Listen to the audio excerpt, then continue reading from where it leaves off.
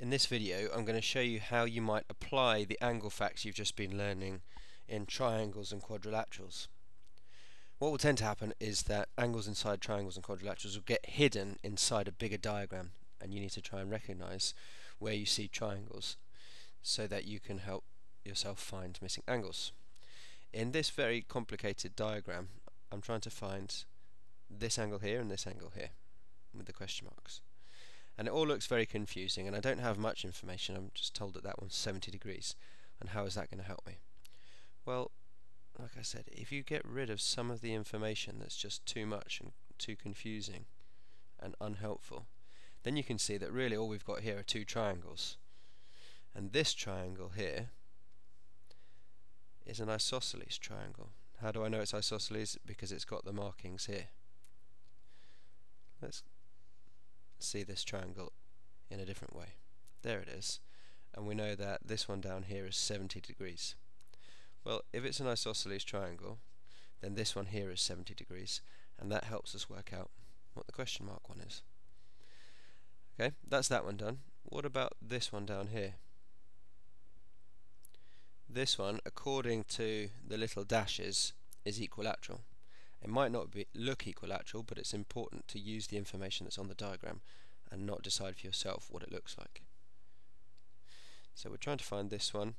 We know that the triangle is equilateral. Well, we should also know that in an equilateral triangle, all the angles are 60. They're all the same, and the only way we're going to get three equal angles to add up to 180 is to divide 180 by 3 and find that the answer is 60. So actually, it wasn't as hard as it first looked. This was 70 because there's an isosceles triangle here, and this is 60, 60, 60 because of the equilateral triangle.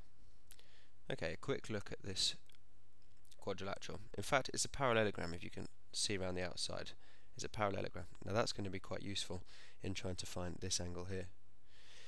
There's a whole load of information that's not relevant to solving this, and that's all this business in the middle. What do you really need to find that angle there? You really need the total of this angle down here, or maybe one of the other angles in the other corners. Well, this angle here is obviously going to be 75 degrees. In a parallelogram, the angle, these two angles are supplementary, which means that they'll add up to 180. So I can find it by doing 180 take away 75, which is 105. Okay, so how did we do that? You just got to look for angle facts that you know.